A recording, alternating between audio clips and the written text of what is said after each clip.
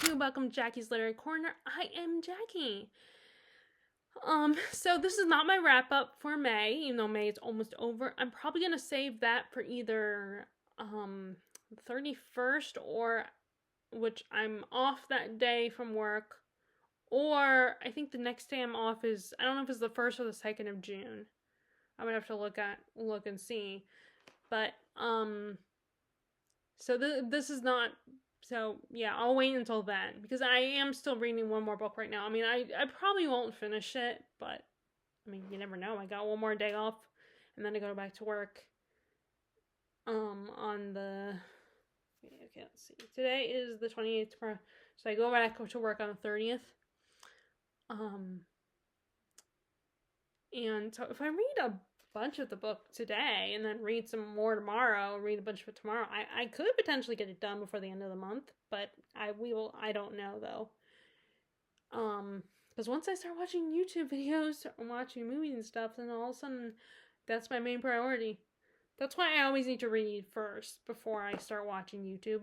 I mean, I might make an exception on occasion, but and just exercise some self-control or making sure I prioritize my reading. Just, even if I watch a TV show while I'm drinking my coffee or something. But anyway, so that's when I'll do my wrap. So either the beginning of June or the last day of May, I will do my wrap up. This is actually me talking about the books I'm thinking about reading for June.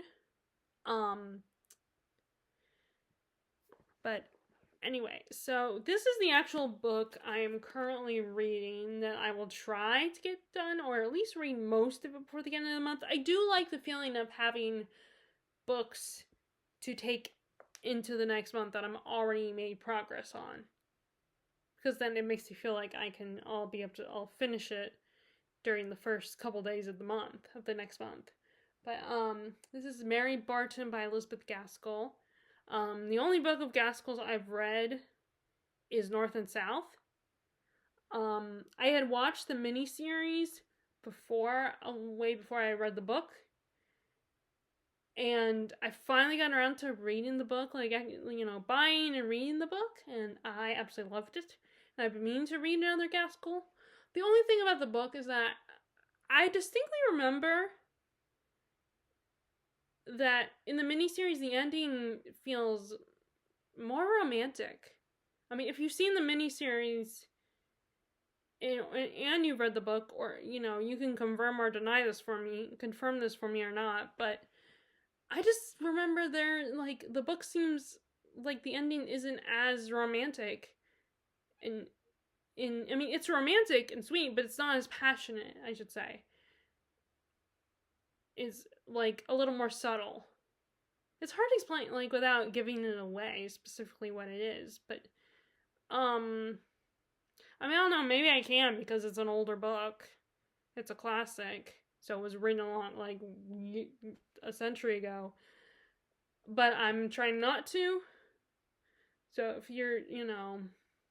if you read the book and seen the miniseries, maybe you'll know what I'm talking about. And like I said, you can tell me if you feel I'm wrong or not. It's been a long time since I've read the book, so I do need to reread it. So maybe I'm remembering wrong. I don't know, but so like I said, I have been meaning to read another one, and I finally decided to pick up this one, Mary Barton. And this one seems to have does a lot of similar things to what North and South does, where it takes place in a town in this case Manchester. I can't remember what the town was called in North and South, but and there's of course a romance, a bit of a love triangle. Although the love triangle is a little different in this book. I feel like this one, it feels almost that it could potentially get dangerous from what I've read so far. While the other one, the two guys didn't seem as dangerous. They seem a little more passive characters than the guys in this one. But they seem a little more rough rough and tumble than the other guys. Than the guys in North and South. Those two seem more like gentlemen. Um, and there's also, I feel like there's a lot more focus because but this one we're more focused on the workers. Well, yes, in North and South, but half of the plot was about the workers, but because the couple weren't part of the working class, or like you had the mill owner, Thornton, and then our main girl, she was from a different part. She was from the South, from the country, and her dad was a minister. So they were, they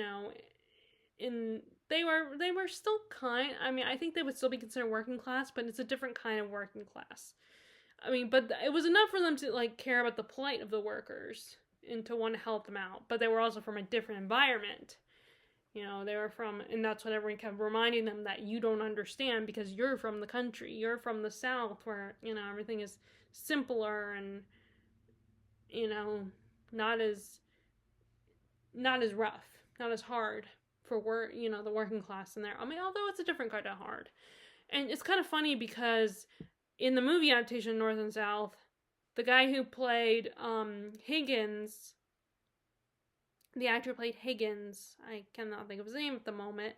But he also is in this. I'm watching the TV series that's based off of the book Lark Rise to Candleford. I'm watching the TV series because my aunt let me borrow it. And it's the same actor who played Higgins in North and South that's playing Laura's father, the main character of Lark Rise. And it takes place kind of in the country, like in a smaller town that's away from the city. And he's kind of like, and he's he's the opposite. He still kind of has similar personality. His character in that show is similar. There are some personality traits that are similar to Higgins. But I kept thinking about the line that when Higgins is talking about, he's really at a low point, and all the workers go on strike in that book. I mean, they actually go on strike in this book too. But there's a lot more focus on the strike than in this one. A strike is mentioned in this book, but it's kind of part of the strike is part of the plot of North and South. And in North and South, when finally Higgins, he's about ready to give up, he's really at a low point, and he's talking to Margaret Margaret and her father about maybe I should go south and see if I can find work there. And she was like, oh, Nicholas, you would not be happy there. You couldn't handle the dullness of life. Because, of course, it's a slower life in the country. And that kind of made me, and like I said, I kept thinking about that line when I was watching Lark Rise last night, and how the actor who plays Higgins is the same, is Laura's father, and he's living that life of a countryman, that slower life. And it just made me think of that line that Margaret says to Higgins. But yeah, anyway. So this is very different from that one. Like, there's a little bit more drama in this book. And like I said, there's a lot more, even though the strike isn't as big in this book as it was in North and South, there is still more focus on the plight of the workers and how they're trying to fight to get equal rights and get, be treated fairly by the managers. And like you have Mary Barton's father, John Barton, is actually goes to Parliament to represent the workers, and he was at first thinking that Parliament just isn't they aren't as aware of what we're dealing with. They're in that we need to just go talk to them and explain to them, and then they'll consider it. And they still ignored them. They didn't care. The government just did not care about the plight of the workers at all. And it just really, at this point, is really made him depressed to realize that the parliament, no matter what he says, even if he tried to meet the queen, and they ignored him. They didn't care. So despite the strike not being a prominent part of the story, it's just mentioned, it's still a very heavy focus on that conflict that the workers have to face, and wanting to get rights and treated fairly, and trying to fight the system, and how the main character's father is trying, and I think that's probably because our main character is part of the system. Our main character, Mary and her father are part of the system, while in North and South, Margaret Hale and her father were outside of the system. They weren't part of it. They just cared about these people, became friends with these people, and wanted to help them, but they are not. They're on the outside looking in. They're observers. Their feelings aren't as strong, and they don't have as much. They don't have to fight. They can just ignore them. But because they're good, caring people, and they've grown to love people like the Higginses, they are willing to help them. They want to help them out in any way they can, and they want to understand. But because they're not in it, it's their perspective we're in. It's Margaret's perspective, so it's not as big of a deal. It's only a portion of the plot in North and South. While this one, it's like the main plot.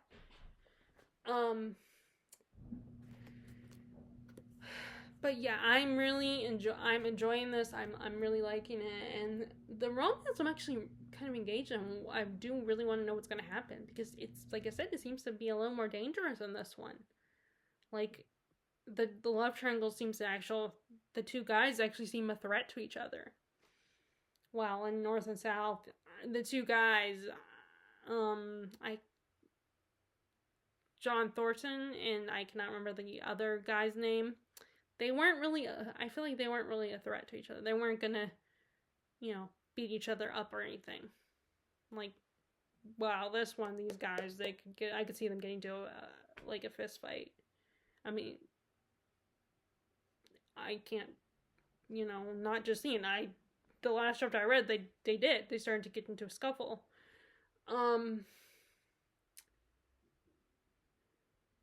Oh, and actually this came first. She wrote this first. So in her remarkable first novel, she read this, that makes sense then, why that whole workers were, the workers played a bigger role in this book. Not just because the main character was in the thick of it, but this is the first time she wrote about that, and it's her first book, so this one came before North and South, so obviously, once this book was written, she probably didn't need to write about it as much, but still, she still wrote about it, but it just didn't, she got it off her chest, I feel like. But yeah, so I'm enjoying this. I also did finally start rereading The Rise and Fall of Dodo. And I think the Dodo refers to something like Dio Chronicle or something, like, I'm still trying to, they do explain what it's for, but,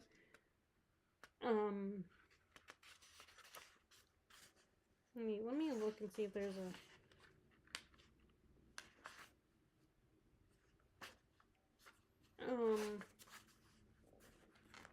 because, I know they explain it, but I don't remember what it is. But I'm now at the point where our main woman, I cannot remember her name at the moment, let me see if it says what her name is. Oh, Melisande. I don't know why I couldn't remember that name. She has such a unique name, and it's also the name of the Red Woman in Song of Ice and Fire. Melisande. or Mel, she is finally sent back in time. They figured out how to send people back in time. Because which is so funny. The witch is really funny because the woman who becomes the witch of their group. She is so like sassy and snarky and just will put people in her place. In fact, she tells Tristan, definitely puts him in his place and tells him how he is treating Mel terribly, and he's not like as good as he thinks he is, and I felt really bad because I think, her and like the witch, I don't know what's her name, so I'm just gonna call her the witch, and Mel could be friends, but there's the problem that the witch, she is really attractive. She's seen as really attractive, and everyone, the men are constantly looking at her and checking her out. And there's a bit of insecurity on Mel's part because she's not seen as attractive as this woman. Arasaba or something is the witch's name. Although she goes back, Mel goes back to Puritan times because they're gonna meet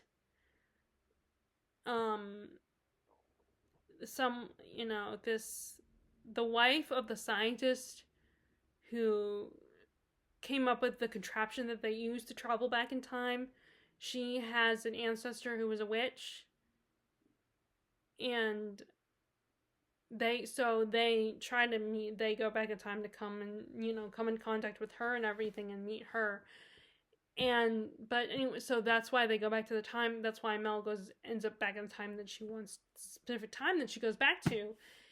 And it's pissing, like, there's a moment where this pisses me off, is how, like, these men in this Puritan society are like, when she only has a little bit of, payment to, get where she needs to go and to do what she needs to do.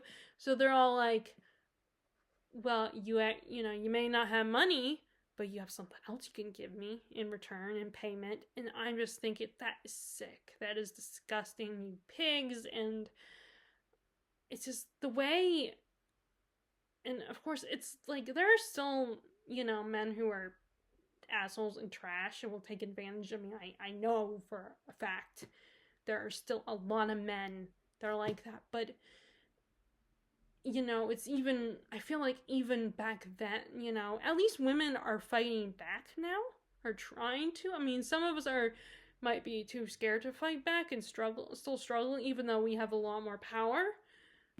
But I mean, back in Puritan times, a woman couldn't fight back, and men were even worse. And this is a society of, they're all like godly and pure, and I mean, that's why they're called Puritans, and it makes it even, they're even worse.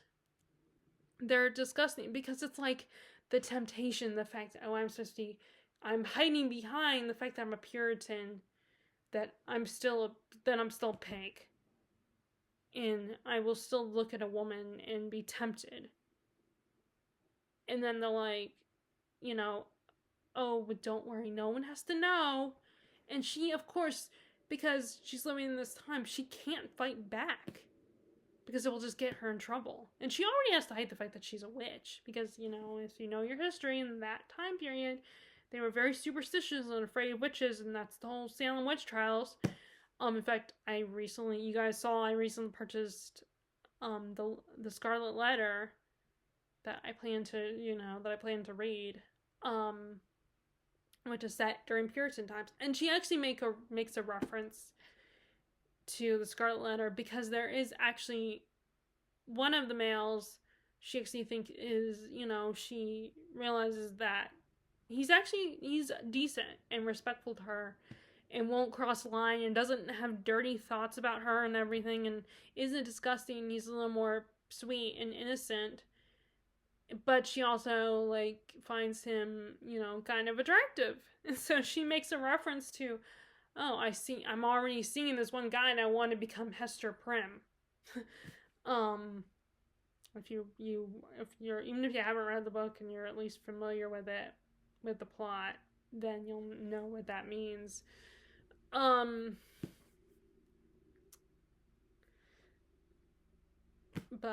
anyway, and so like, but it was just very disgusting to read those. I mean, the good news, we don't see anything. The book doesn't. It still continues to focus on that she's a woman stuck, in this time, having stuck in this time period. I don't know. Now I don't know if this is when she gets stuck or not, because I know at some point she's gonna get stuck. But anyway, so luckily the novel just focused on that. We don't get any of that disgusting,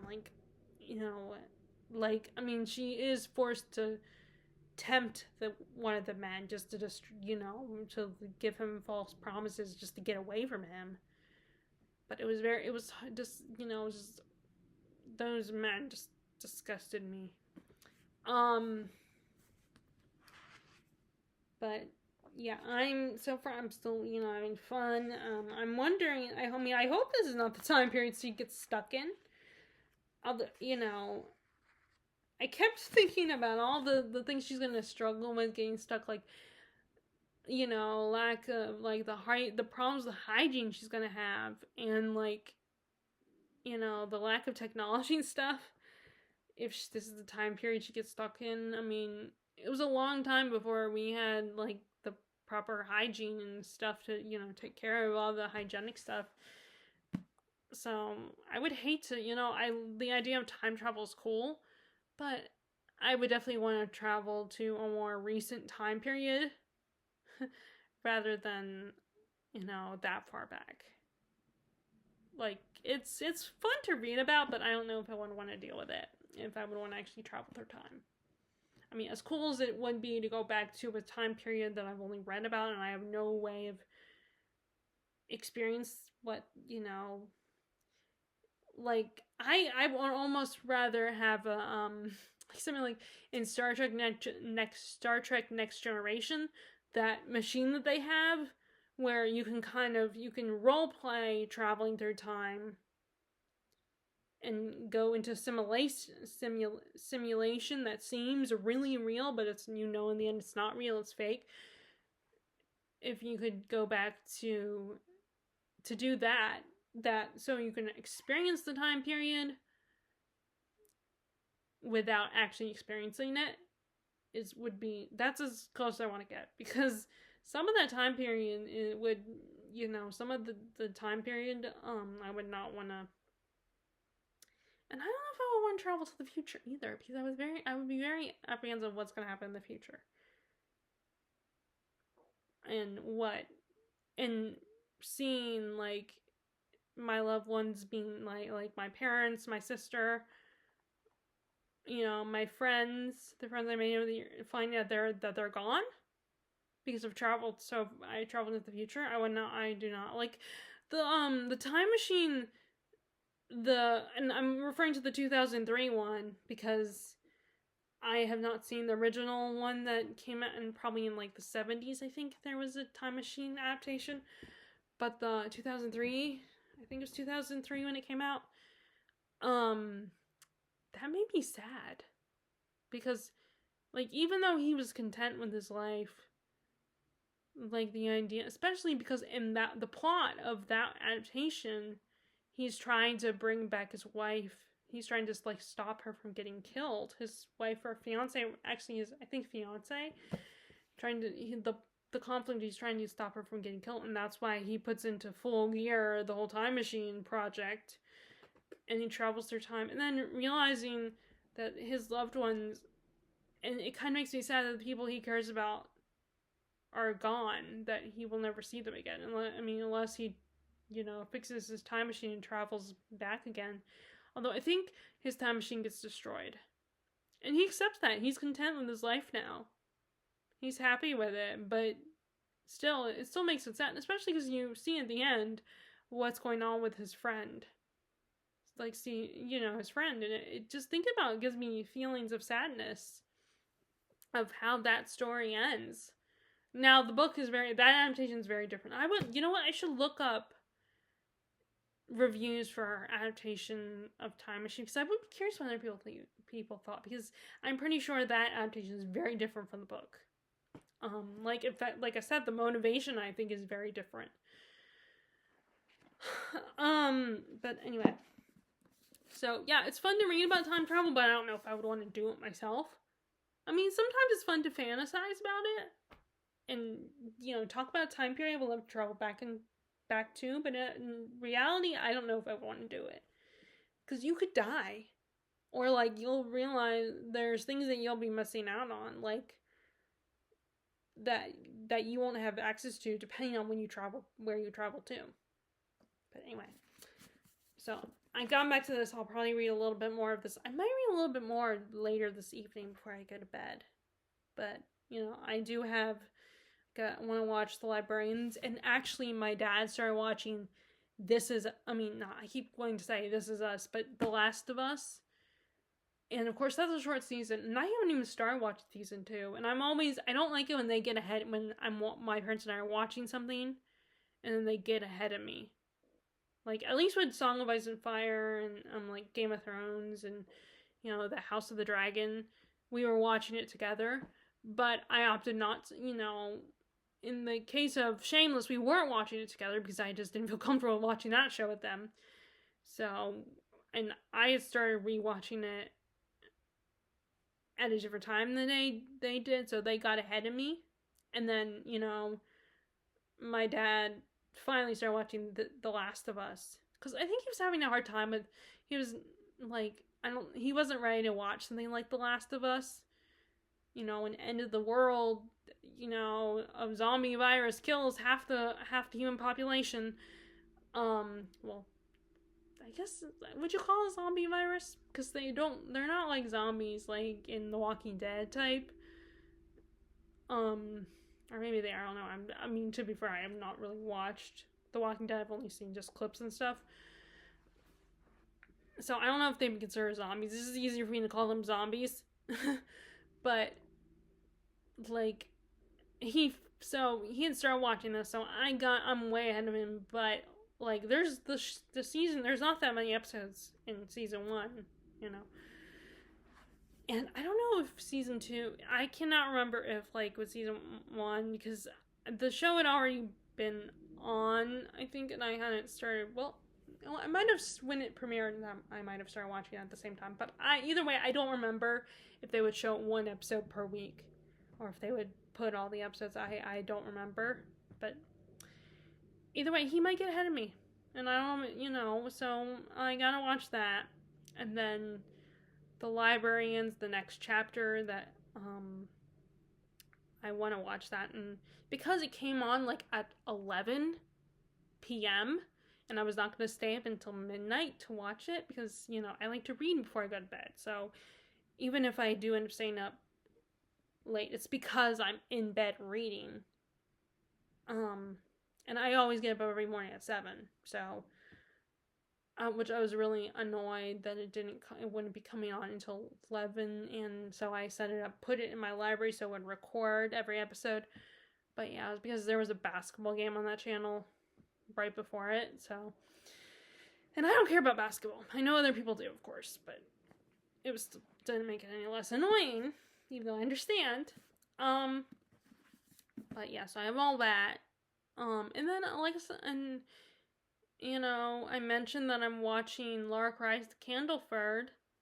So I started watching season 3, and I'm really into it, and I don't want to lose momentum, because I have a bad habit of starting the show and then stop watching it and then not come back to it for a while. And then I end up forgetting where I last left off. So I'm trying to, and plus it's not my copy, it's my aunt's copy of the DVD, so I want to finally give it back to her. And I'm on a roll with that show, and I'm really engaged in it. But anyway, so these are the two I'll be, I'm reading these last couple days. I mean, I could potentially, if I really prioritize this, I could potentially get it done, surprise myself and get it done, but I mean, I still got a good lot to go, and the chapters are slow. You know, I mean, that's the thing with classics. A lot of times they read a little bit slower than, you know, than a modern book. Like, you know, I could get, even though this is still a good chunky book, I still could get a lot of this read. I mean, I won't finish it, but I doubt, now this I know for sure I won't finish no matter, even if it's a fast read. But I still get through this, you know, little this faster than this one. Though I would more be prone to finish this more because it's a shorter book.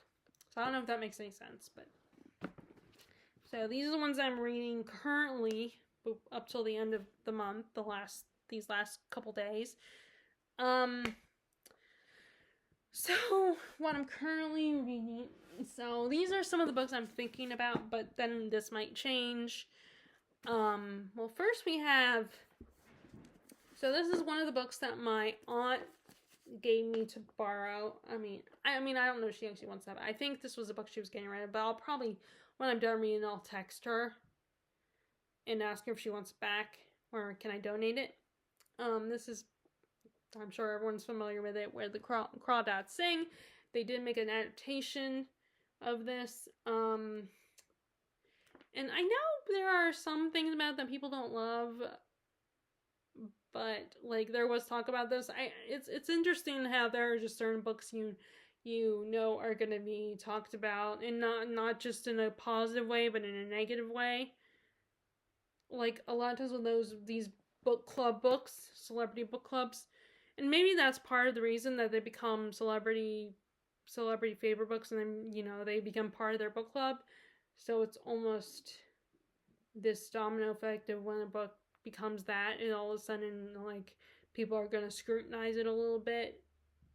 And like, there are aspects of it that people don't love. I don't know any specifics, but I just remember people talking about this book and not thinking, like, I don't think anyone viscerally hated it, but I think there were criticisms. But like, there's a mysterious girl known as the Marsh Girl, and I don't know if she's let me see if she's a I don't know if she's an orphan or not, or like if her parents died, but and she had met this boy that she fell in love with, but at some point he ends up dead, and she's the first one that's accused of murdering him. Like, and I think there's like a trial or something.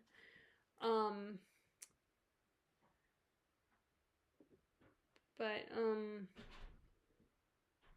yeah, because it does, yeah, I think she might be an orphan, like maybe her parents died or something, because it says she survived for years alone in the marsh, and that's what she calls home.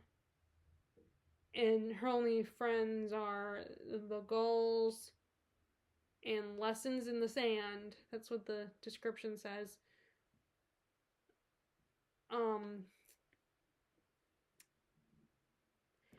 So yeah, it's gonna be quite the drama.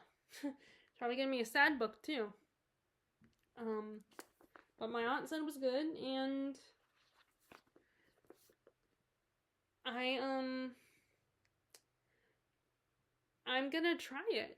You know, see what I think. I mean, it probably won't be an all-time favorite, but I could potentially enjoy it. Like, I liked singing it, Racing in the Rain. I thought that was fun and sweet. It was sad, you know, and of course it does the thing that you expect all dog books to do.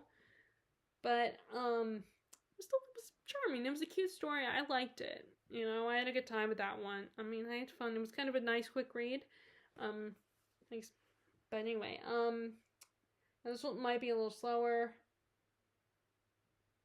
But yeah, I'm gonna try it.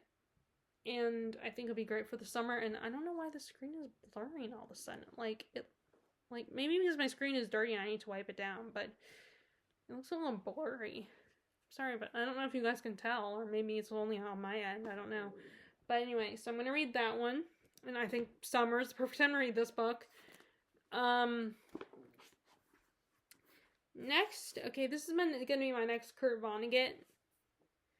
Galapagos. I used to know it.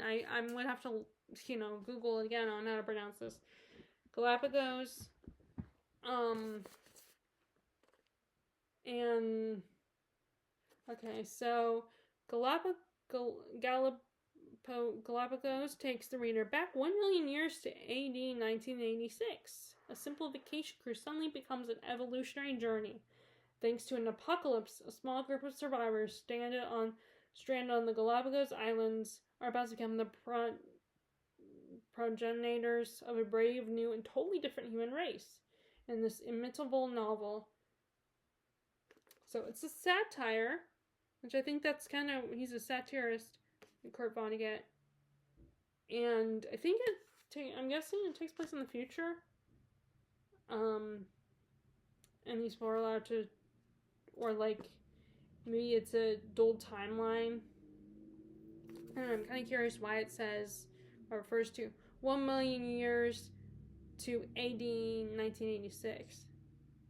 So, which, that made me think that maybe we're going to start in the future and then the character's going to be able to travel through time or something. But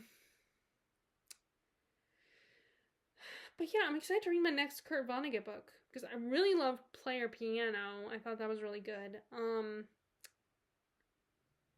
like I said, I wonder if I'm gonna like when I get to it.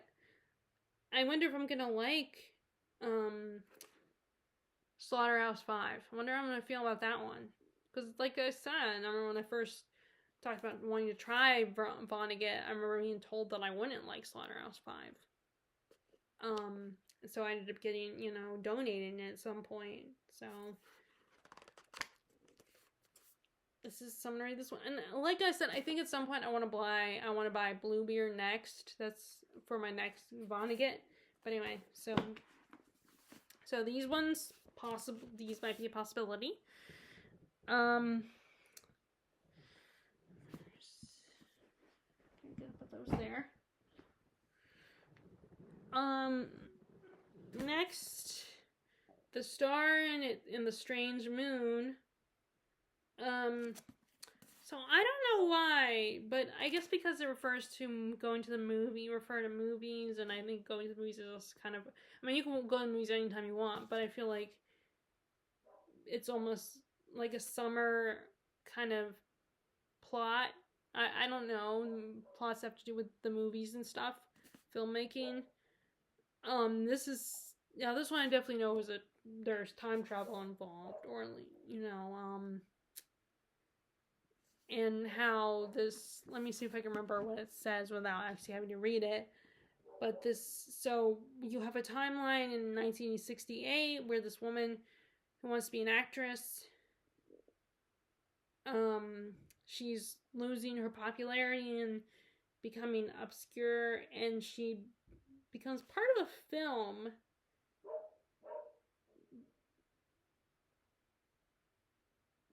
but she like disappears on the set of that film, and the people don't realize that she got pulled into the film and has to deal with the monsters that are in the film, and she basically has to play it out. So then we have 2007 plot where what happened, her disappearance was this woman, Gemma Turner, that's the actress, that her disappearance was this big thing, and it's one of those unsolved mysterious mysteries of of Hollywood. One of those probably there's probably going to be conspiracy theories. And this film student, Christopher Kent, is obsessed with this mystery. And he wants to find out what happened. And there's supposedly this footage, this impossible footage that shouldn't be there. And and because of this footage, he's trying to figure out what happened. But of course, he might find himself trapped too. It just feels like a summer read. I don't know why. I guess because there are people that, for them, romance is a great thing to do during the summertime, to read about. And this is the closest I will get to that. Because, like I said, I'm not a, I'm not a fan of, I'm not interested in contemporary romance. I mean, I've made an exception for Emily. I should say, thought about making exceptions for Emily Henry. Like, read her books like Book Lovers or something. But I'm not drawn to it. I was briefly, in fact, I put it on my Kindle as on my Kindle wish list, but I haven't done it yet. So this one, and here's the thing: once I start looking at these books again, I'm reminded how I wanted to read them, and then all of a sudden I want to read them.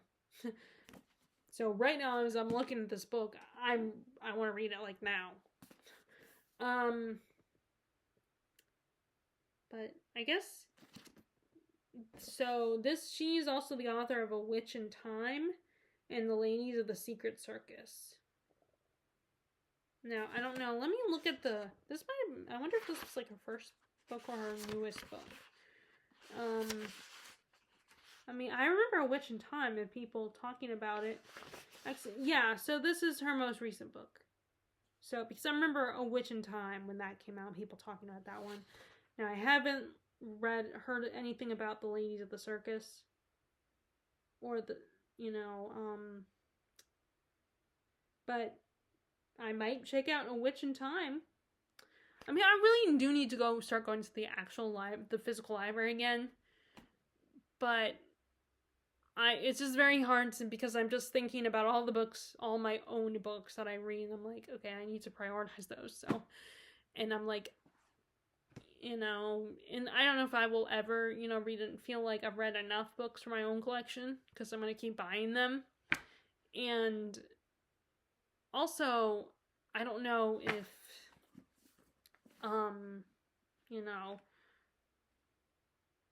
forgot what I was going to say, but, well, anyway, I mean, I keep thinking that maybe I should just go and just try to stick to, just getting 1 or 2 books from the library. Or, like, I could, try to find a way to,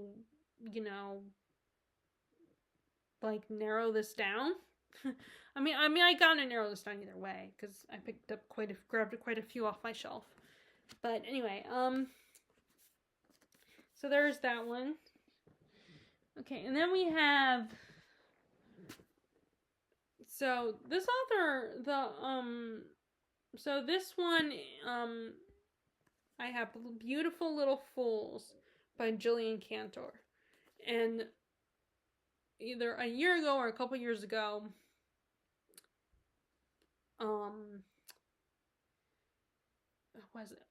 what is it called? What is it? I cannot believe I can't think of it. The Great Gatsby. It was taken off of copyright, so now it's open for people to write about it now, retelling and stuff. And I did read the retelling that was, I can't remember what it was called, but it's the one that's from Jordan Baker's perspective, and it focuses on her and her story.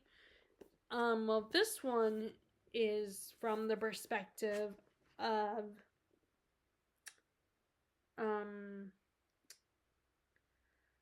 Daisy and Jordan, and then we also have what is her name? Maybe it will say it. Myrtle, Myrtle's sister Catherine. We get her perspective, which I don't know if Catherine was in the book or not. I mean, I don't know if the woman that she lived with was her sister. I cannot remember. But in this, her sister is a suffragette.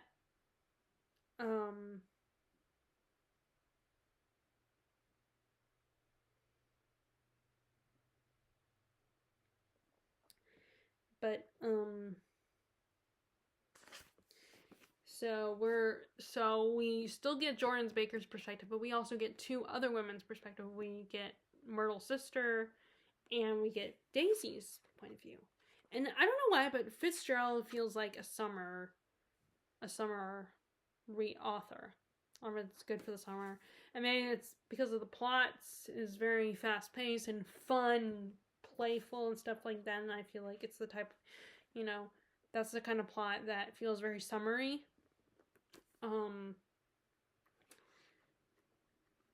But yeah, so it's gonna be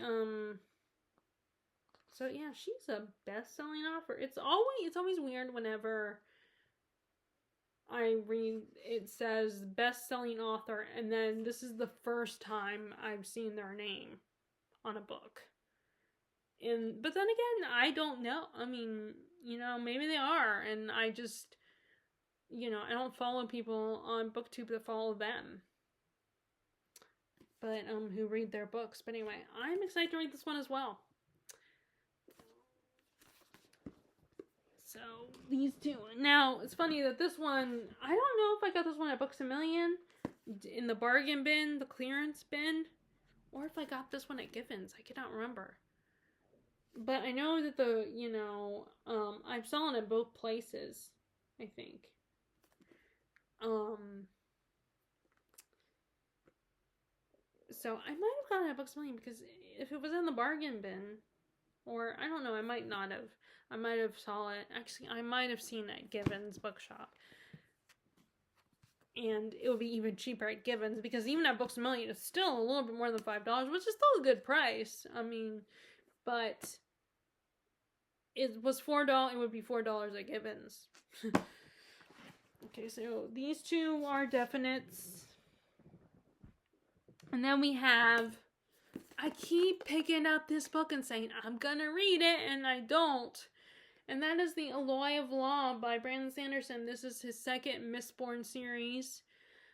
And I keep saying I'm gonna read it, and I never do. I just, I do, when I'm trying to decide what books I'm gonna bring with me on trips, this is one of the books I always grab because it's not super long, and I'm, thinking, maybe I can read this one, and, but I always put it back and say, I'm going to come back to it. Well, I think for once this summer, I would like to actually come back to it, and actually read it.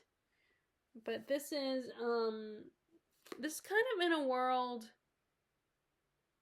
where it's kind of Western inspired, time,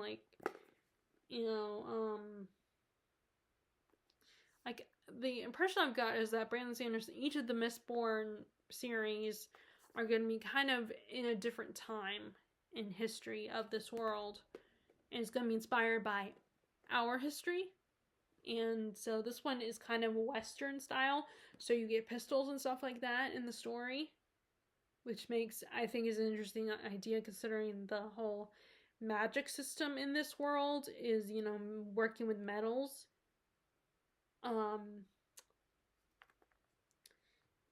But I know that not everyone loved this second series in the world of Mistborn, and I'm thinking it's probably because of the Western setting, and that not everybody loves the two main characters, Wax and Wayne. But I think it'd be fun, and I also think for some reason I think Westerns are good for the summer, to fit the summer too. So this is another one I'm thinking about. And then we have, so I just read the Rose Labyrinth. I really enjoyed that. I thought that was really fun. And I wanted to read that because I was reminded about that one because I had recently purchased this one. And they are similar and they explore similar themes of, find out, exploring a conspiracy and mystery in history. And I was trying not to do that where I'm, mystery and history saying that together because they rhyme. But this one is kind of also that, and there's two timelines, someone from the present day learning a secret about the past, and they have to figure out the truth. So they're kind of The Rose Labyrinth by Tatiana Hardy, and then this one, The Rossetti Letter by Christy Phillips. They kind of do similar things. And I was really excited about this one, but I wanted to read The Rose Labyrinth because I got that one first. Because I'm trying to read the books I've had the longest first before I get to my most recent. Now, I don't know if I think, well, I mean, obviously the Loyal Flaw is one of the ones I've had the longest as well, but so yeah, I guess I'm continuing to do that. But yeah, it just seems so much fun, and these books like this also make me think of Dan Brown's books. I know people take issue with those, and there's aspects that, like the way he writes female characters, for instance, is not great. And I know for some reason people make it a big deal. Have made a big deal in the past about how his conspiracy, like they're not real or something, or they're lies, or they're made up. It's like, it's a conspiracy theory that people have. I mean, it's, and I don't think he claimed to write an non-fiction. I mean, it's fiction. He was just having fun. But I mean, now I do get the criticism of how he writes women like that. I understand as a female reader. But anyway, I like those, and no, he's like probably not the best writer, but I have fun with those books, and I like the mystery and everything. So, and these kinds of books remind me of those books. They're some of the things that Dan Brown people don't like about Dan Brown, these books could potentially do better. So this one is Italy related, and also whenever I think of Italy, I think of, summer too. Like any place that's where there's water, and that's like maybe like England, I think more of winter and autumn but for different reasons. But like the setting, the location of Italy, and the setting makes me think of summer. And this does take place in Venice, and I think there's also Spain is involved somehow. But anyway, in the 1600s, a courtesan writes a secret letter to the Venetian council warning them of a Spanish plot to overthrow the Republic. But that letter seems to endanger both herself and her lover.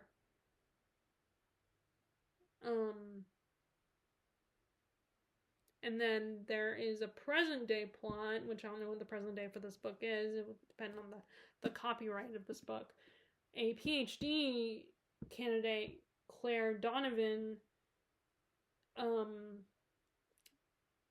she is trying to find the documents that will reveal this woman's motives.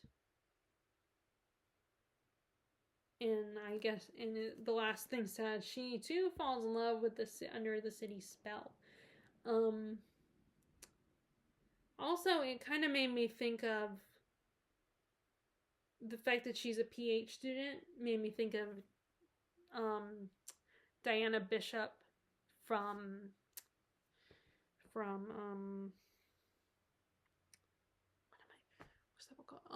from A Discovery of Witches, and how she was a PhD in trying to figure, and she finds this manuscript, and then also another book, The Historian, also, but in that one, it's about the idea of Dracula being a real person, but like as if the vampire himself, not just the Vlad the Impaler, but the idea, an actual vampire, Dracula being, Dracula vampire. But anyway, I would love to do a video where I recommend some books, like where I talk about these kinds of books that are kind of more academia, but like history and academia, like that. I don't know if you would call it dark academia or not. I mean, I guess you would. So I guess it would be my version of dark academia that I like. But anyway, so that would be a possibility. And then we have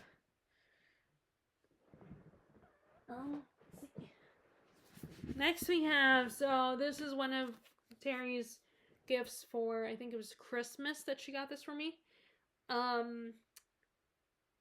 And I have always been kind of I'm getting more and more interested in learning about Japan. And since when I started reading Filipino literature, I did feel like I was reading the Filipino classic Touch Me Not, and I remember kind of wishing I had read my A History of the Philippines book first before I read Touch Me Not, because I think there are things that about Filipino history, the history of the Philippines, that people should know first before reading Touch Me Not. And so I kind of wish I had read A History of the Philippines first. So now granted, I probably know at least a little bit more of Japan than I do of the Philippines, which is kind of funny to say because I am a quarter Filipino, my grandma and everything, but I've never actually talked about the Philippines. And, I mean, I've heard stories from my parents of what it was, what it was like spending high school in the Philippines and everything, but I didn't know the history. But in this case, I do know a little bit more of history about Japan, but not a lot. So I was thinking that maybe it would be good to read this book, which is a history of Japan, first before I read. Oh, wait, what did I just see there? Oh, yep. Oh, it's the little. Yeah, it's, how when you order things off of Amazon and it's a gift, you can give them a little note, a little gift receipt, and then you can write a little note that this is the gift and everything. Well, I just realized mine was still in there. Mine from Terry was in there. But so yeah, so I think I should read this first before I start reading, continue with some of my other Japan set books. So I can learn some more about Japan's history. So that is A History of Japan, and it's a revised edition, so I guess it's an updated edition. And I wonder if they'll talk about their involvement in World War II and how they took over a lot of Asian countries, and they were basically the Asian version of Germany. Like they played the same role that Germany played in European countries. That, they played the same role for Asian countries. So next is The Book of Love by Kelly Link, and this was a recent purchase, so it was kind of one of these things where I recently purchased it and I want to read it, like, now. But I have read some for short stories before, and I admit at the time I couldn't get into them as easily. But I wanted to try her novel. As soon as I heard about it, I was excited, and so she's an older woman. I was thinking she was a little bit younger. But this is a bit of a fantasy, I think. Like, a group of teenagers disappeared one night, and they were believed to be dead, or that they actually died and then come back to life. And the only person who knows what might have happened to them is this teacher that they all had. And the teacher's like, if you want to know what happened to you, then you need to do these set of tasks. And once you do them, then you will get the answers you seek. So it just sounded like a compelling narrative, compelling read. And no, I don't think this is YA just because the main characters are teenagers. Like, my friend, as soon as I mentioned to Terry that they were teenagers, she, of course, which is not a surprise, she assumed it was a YA book, but I don't think it's considered, I don't think it's YA. I think it's adult. I mean, it could be. I'll have to look at, how people classify this on Goodreads. But now, how people classify this on Goodreads, like, I might not agree with, because some people say, like, there are certain books that, like, I do not think Christine is YA. And I know that there are some, when I was looking at reviews for Christine at one point, people were saying that they felt like Christine was YA because it's about teenagers. I'm like, I don't think just because a book is about teenagers automatically means it's a YA book. I think just because a teenager is the main character doesn't necessarily mean, because you can have adult books and they're about teenagers. It depends on the specifics of content. Like, there's certain things they won't include in a YA books, or they shouldn't. I mean, sometimes, certain books that are considered YA, they do include things, because YA is a wide range of ages. You have, like, 13 to 18-year-olds, I think, is the YA range. And there's some content in YA books that is a little bit too mature, I think, for, younger than 16. I mean, maybe a 15-year-old can handle it, but, like, I think a lot of parents wouldn't. Like, one time I was at the library and, the woman was picking up a Sarah J. Maas. Her daughter was picking up a Sarah J. Maas, or we were talking about Sarah J. Maas. And, I did, like, maybe this sounds prudish of me, and, like, but I'm not a teenager. I'm in my 30s, and my sister has kids. I'm an aunt. So, yeah, I'm going to be probably a little more self-aware and pay attention, because even though I'm not a parent, I have kids in my life. So I'm not, and fine, it makes me not the cool aunt that will let her niece and nephews read sexy books. That's fine. But, so I worry about that stuff. And I was telling her that, oh, well, you need to check first. Just determine if you are cool with your daughter reading Sarah J. Maas, because there is mature content in there. There is, like, I mean, especially in According to Mist and Fury. But, anyway, so I don't know if this can be YA. I'm gonna find out if I would classify this as YA or not. But, like I said, just because it's about teenagers does not mean it, like, it depends on the content, I think. But, I mean, maybe other people disagree with me that if it's teenagers, it automatically means it's YA, but I don't necessarily think so. I think you can have adult books where there are main characters that are teenagers, and maybe they're not the main characters. Maybe there are a lot of other characters that aren't teenagers, and maybe that's the difference. I don't know, but, like, to me, like, Stephen King does not write YA that often. Like, I think some of his books, like The Eyes of the Dragon, could potentially be YA because of the way it's written, but anyway, so then we have, okay, so I'm just going to first show you these two I might pick up this summer. Yeah, so this might not just be my June TBR, this might be my, June through August TBR, so we will see, but, I might pick up my two newest books, my two new additions to my library, The Failures by Benjamin Lyer and The Trouble in Miss Montgomery Hearst. Of course, I got, there are other books that I got for my birthday, but not all of them are books that I would read like a story, a lot, like the Lord of the Rings, the Middle-earth books are not, like, stories necessarily. They're, but yeah, so I might pick this one up in this month too. We will, but because either way, both these books I want to do reviews for them as soon as possible, so I can get people more aware of them. I mean, although I'm sure there are people that are aware of Katie's book, like, her subscribers, but okay, then we have.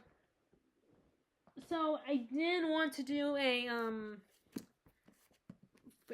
I might do this in July, where I do American Revolution theme, where I read a bunch of the American Revolution books, or, like, books that are about the American Revolution, or about the people of the time of the that were involved in the American Revolution. This is my Thomas Jefferson, A Life biography that I need to continue with. And I also have a couple other books about him, like Thomas Jefferson, The Art of Power, I think it's called. And then another book that's kind of talking about, I can't remember what it's called, but it's talking about why Jefferson is so popular, why a lot of people admire and think he's, love Jefferson, are like he has a fan base almost. American Sphinx. That's what it's called, American Sphinx. So there's that one. I might read that, there's also that one. So I have 2 other books about Jefferson that I want to read. And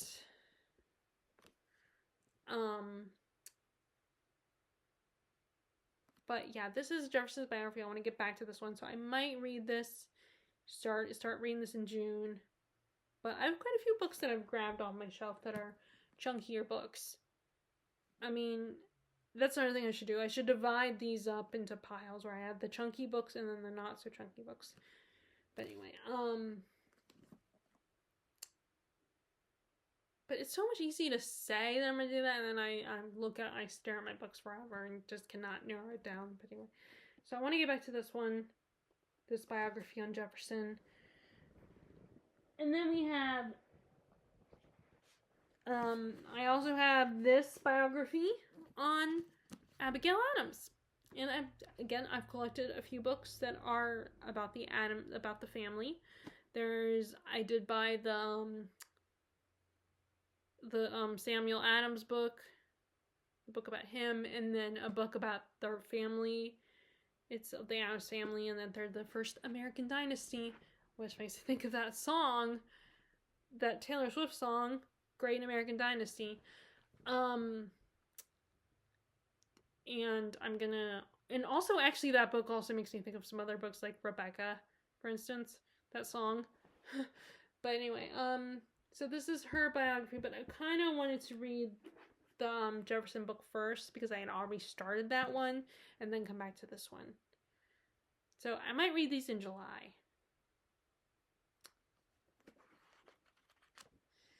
But yeah, I mean, she's also just seems like such an interesting person, and I would love to just basically read about their family. And reading about these people is so interesting because there is a distance there, but they're almost like celebrities. Like, there's a fascination I have with them and wanting to get to know them as people, and just the way they saw things, and how these presidents, they did not think, or not just the presidents, but also authors, like, they don't think they're gonna be important, or that people are still gonna be talking about them years, decades later.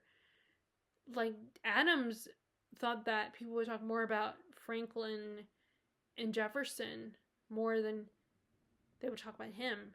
But I think he's just as relevant and just as important, and people are just as interested in him as they are with Jefferson and Franklin. But anyway, so then we have, and this kind of goes with another theme I wanted to do during the summer.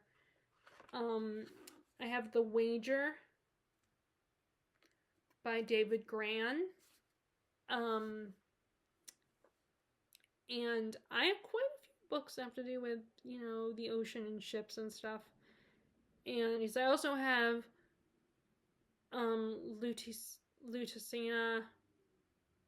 I cannot remember the author's name. I read another book by him, The Devil in the White City. The author who wrote that. I have his other book about the Lutetia. But I thought, going by the theme a couple years ago that I was doing, which is water themed during the summer, I thought about reading this because, like I said, the water theme feels perfect for summertime. And that's the same with the Galapagos, because it takes place on an island.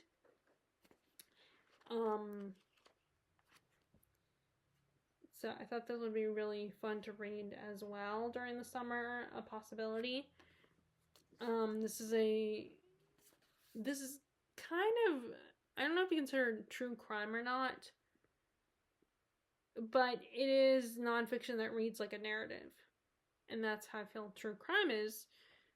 But maybe true crime is just another example of that kind of type of nonfiction that reads like a narrative.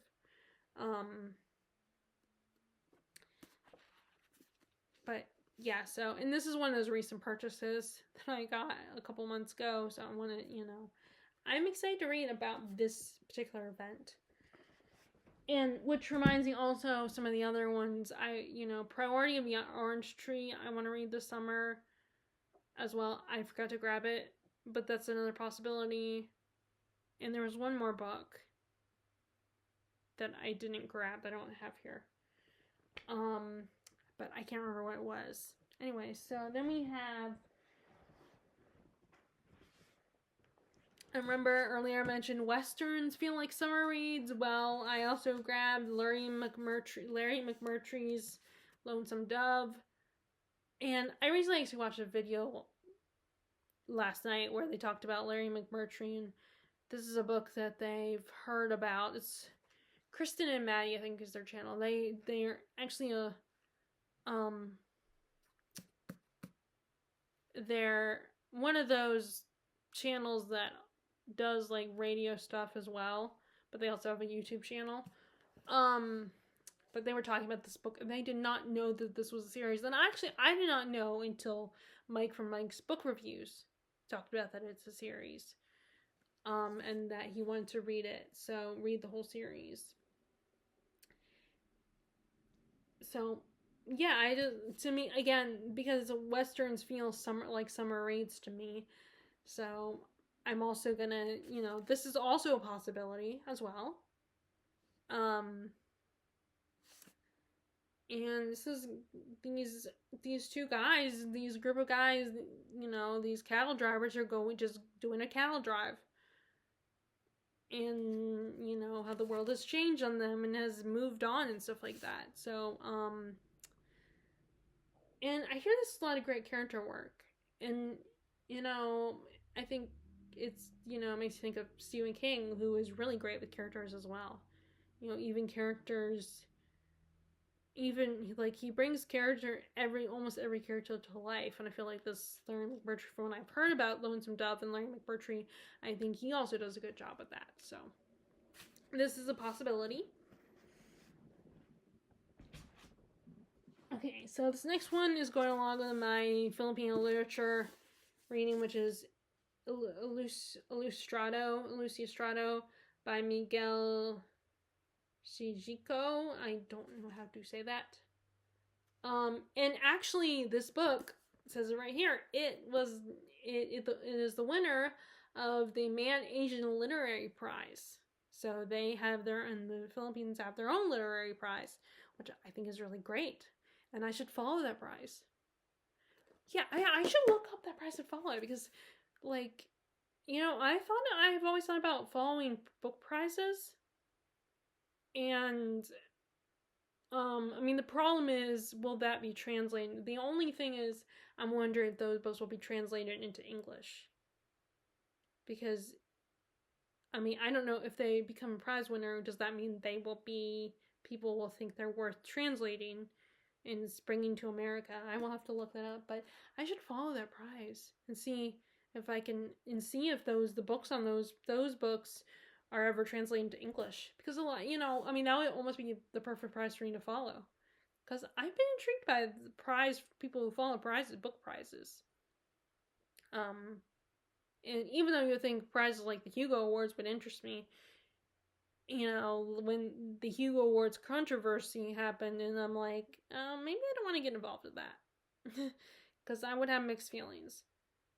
And it does put a little pressure on you, because you want to read what you want to read, but then if you set your mind to doing something like reading certain types of books, then you'll feel, you feel obligated to read those books.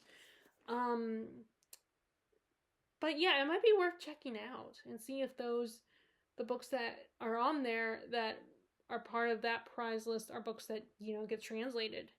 Because sadly, I don't know Tagalog. So, but let's see if I don't remember the premise. Okay, so I'm just going to read. It begins with a body. On a clear day in winter, the battered corpse of Crispin Salvador is pulled from the Hudson River. Taken from the world is the controversial line of the Philippine literature. Gone, too, is the only manuscript of his final book, a work meant to rescue him from obscurity by exposing the crimes of the Filipino ruling families. Miguel, his student and only remaining friend, sets out for Manila to investigate.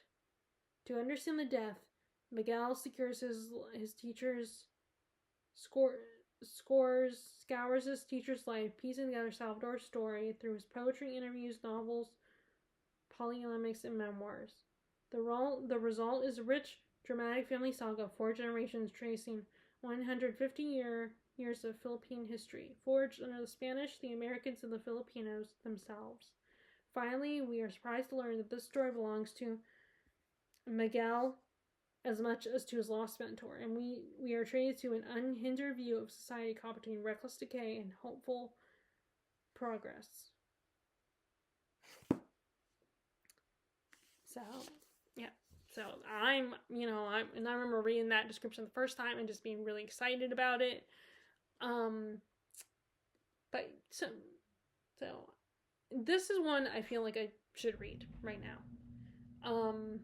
And also, like I said, I'm gonna look up that prize, Man, Age, and Literary Prize, and see if the books on there are translated books into English. Because, like I said, unfortunately, I do not know Tagalog. And follow that prize. I think that'd be really fun to do. But yeah, so this is a definite. Okay, and then we have. So again, I don't know why, but this feels very. Reading about this feels very summery, but Blonde by James Joyce. This is a fictional take on the history of Marilyn Monroe and what happened to her. And I don't know, I guess because of the setting and everything, like the 1920s and everything, it feels very like, it feels like a summer, reading about Marilyn Monroe feels very summery to me for some reason. And maybe because like although it doesn't take place in the 20s. It takes place she's from the 60s, I think. So, but yeah, for some reason, it just feels very, like, summery, this, reading about her. And I do have an actual biography. But I am wondering if that's going to be one of those situations where people talk about wishing it was written by a woman, because that biography about Marilyn Monroe is written by a man, and I wonder if imagine that does influence it a little bit, and I'm wondering if there's going to be some people who are, when it comes to that biography, are wishing it was written by a woman, and we get the female, because there are things that women will understand about Marilyn that men might not. But yeah, this just feels like something I should read during the summer. I don't know why, I can't really explain it, but yeah. So I'll pick this up and then read that biography after I finish this one. And also, I was also thinking about when I was reading, the Valley of the Dolls. Also thinking about Marilyn Monroe and everything, because I think this is the time period she was an actress. But so yeah. And then we have some of my water themed books. So first we have I Need to Get Back to the Ship of Magic by Robin Hobb. This is the Live Ship Traders trilogy. And which that reminds me of, I meant to look up if her series about dragons and stuff, I wonder if that's ever going to be, those books will ever be published like this one, like these, like the rest of her books are all published like this. But anyway, so in this world you have these, it's the same world as the Farseer trilogy, but this is a different part of this world. And in this world you have these ships that are like when 3 members of the families that power these ships, if three heads of the family die, then their essence will bring these ships to life. And and our main family is the Vestrit family, and the daughter is the daughter I can't remember. This is for Althea. She thinks that she's going to inherit the ship and take her father's place because, when he dies. But then her mom, who wants her to be more like a lady, and brother-in-law work together to convince her father that Althea should not be the head of the family, even though he's willing to give it to her because, he's raised her to be like him and she's his favorite daughter. But it ends up going to her brother-in-law Kyle, who is an ass, horrible, just a jerk. And Althea is really pissed off about this and is really hurt by this.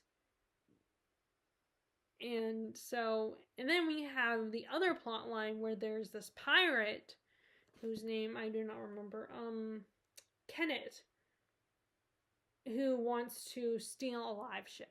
And like I said, I'm guessing they're going to cross paths. But the last time I still had not gotten that far. I got a little bit farther this time, where she, kind of runs away from home. But I think she's going to take a ship and leave the island, the island where her family lives. But yeah, I still have not. Kenneth or her have not crossed paths, but I'm sure they will. So anyway, we have that. And then we have the infamous Moby Dick by Herman Melville. Which part of the reason why I was so interested in this book is because Matilda read it. And it's so funny how she is so young and that she read this book. But although there are people who speculate she's autistic. So I'm, and that could, but anyway, so this is about, that it's from the perspective of this young man, Ishmael. He is a sailor, and he and his servant get on this ship with this pirate captain, Ahab, who is obsessed with this white whale that basically bit off his leg, that somehow ate his leg, and he's obsessed with getting revenge on this white whale, and the white whale is called Moby Dick. And they accompany on this ship and learn, see how crazy this guy is, but they also learn about whaling ships, and life at sea.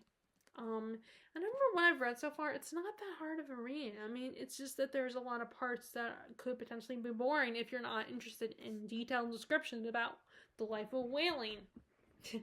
That's the only thing I think people might not love about this book. Other than it's not that bad.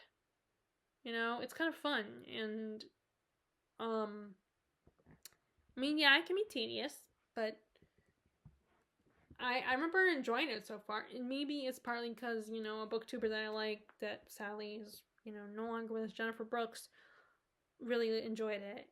And sometimes that can get me to consider, giving a book a shot. Like, if a booktuber I enjoy and respect their opinion, if they enjoy something, I'm willing to give it a chance. And sometimes I do end up liking, like, that's why I decided to give the Scarlet Letter another shot, because Olive from Book Olive enjoyed it. But yeah, so I'm gonna read. So I want to pick this up again and continue with it, and I think it would be a great summer read because, like I said, we're talking about being out at sea and whaling, and like I said, I think books that take place on the water that have to do with the water and stuff. Like I've thought about the book Chlorine. Is another one I don't have it. I haven't bought it or borrowed it or anything, but I've thought about it. And I could see that being a great summer read because it's a girl who's obsessed with swimming. She wants to become the best swimmer, so she decides to make herself into a mermaid. At least that's, I think, what the plot is. you can see, these are chunky books. There's others here that are also chunky, so we will see if I'll get to them or not. See? Chunky. And, okay, and then we have, okay, this one is the chunkiest of all, probably, and that is The Stand. And I was reminded that I need to get back to this one, The Stand, because I was just recently watching, the channel, the book was better. I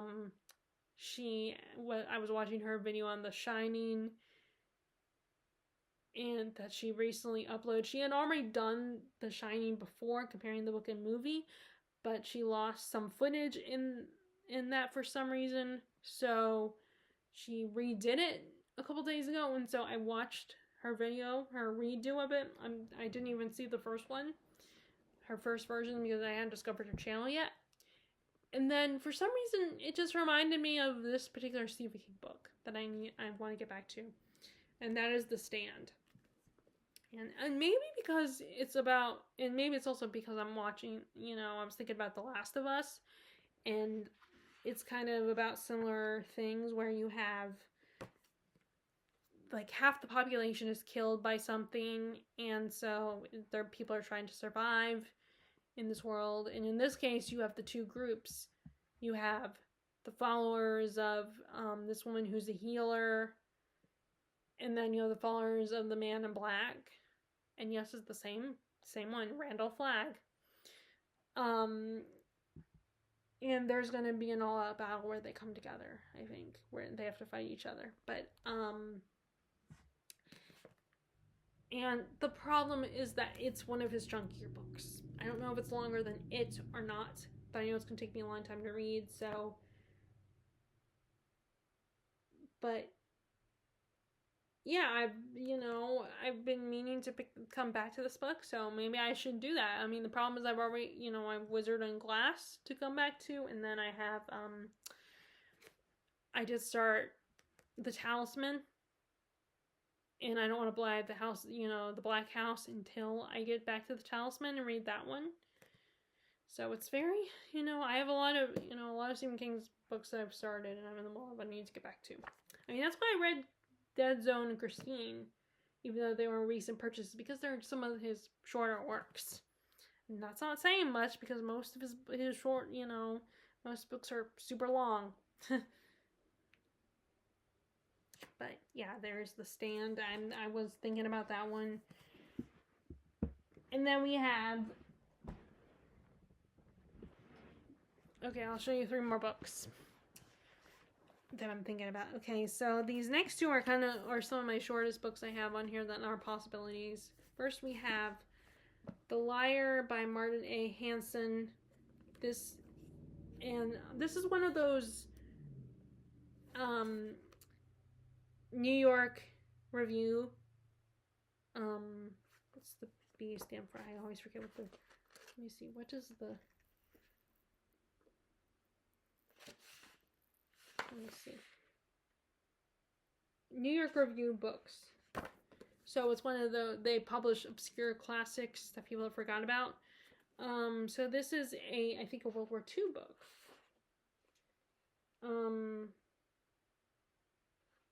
Let me see. Okay, so wait, no. I don't know where I saw something about World War II. But so it is a Scandinavian work of fiction. And it tells the story of Johannes Lai. He's a teacher and a parish clerk on a tiny island off the coast of Denmark. Oh, we should wait until winter to read this, because it says it is winter when the book begins. And he is in love with this girl, this woman, but she was a pupil of his, and she's kind of, I don't know, I might not want to read this right now. She's engaged to a local man, so she's kind of, she's also being courted by an engineer. like Olaf is gone.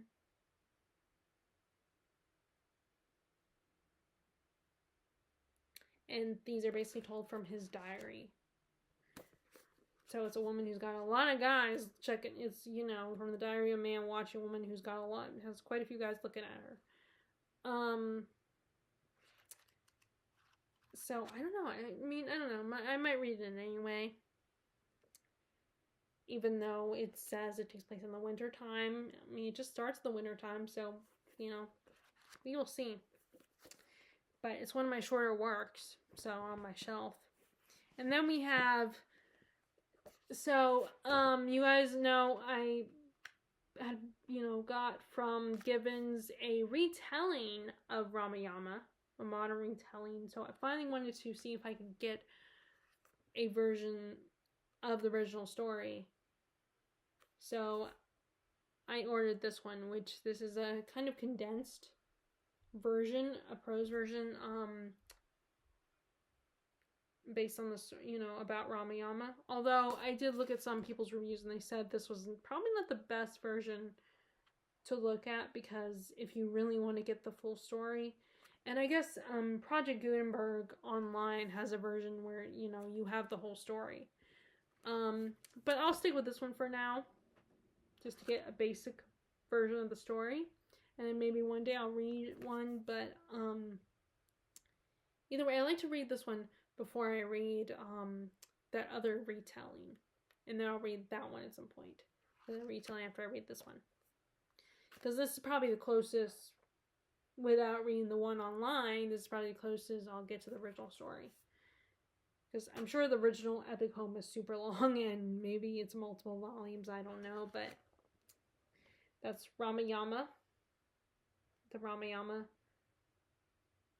And, this is kind of what happened with The Tale of Genji, where I got a shortened version of it.